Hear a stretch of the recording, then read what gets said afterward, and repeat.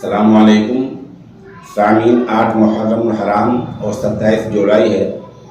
خبر کا عنوان ہے افریقی ملک نائجیریا میں سرکار کا تختہ پلٹ دیا گیا ہے۔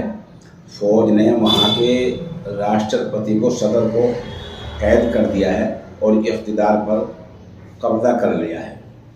خبر تھوڑی تفصیل سے سنیے۔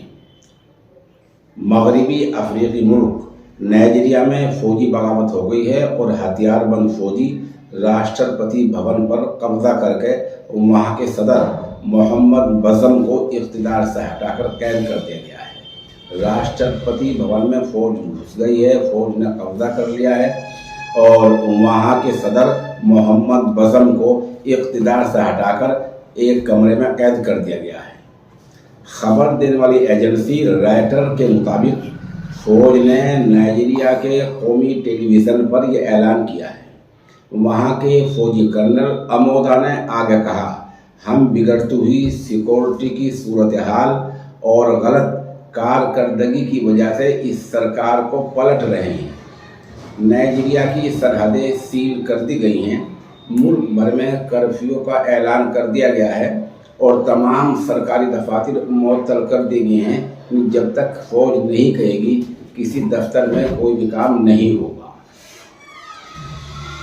اس بیچ امریکی وزیر خارجہ اینٹونی بلنکن نے نائجیریا کے صدر کو ہر ممکن مدد فراہم کرنے کی بات کہی ہے۔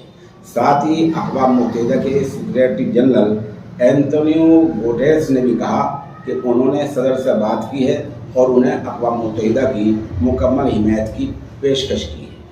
تاہم نائجیریا کی فوج نے کسی بھی غیر ملکی مداخلت کے خلاف وارننگ دی ہے اور انہیں نتائج بھگتنے کے لیے تیار رہنے کو کہا ہے۔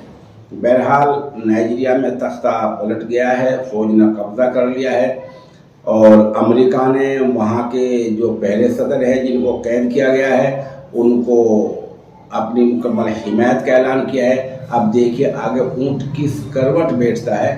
آپ ہمارے ساتھ بنے رہیں، جیسے جیسے صورتحال ہوگی ہم آپ کو انشاءاللہ اس سے مطلع کرتے رہیں گے۔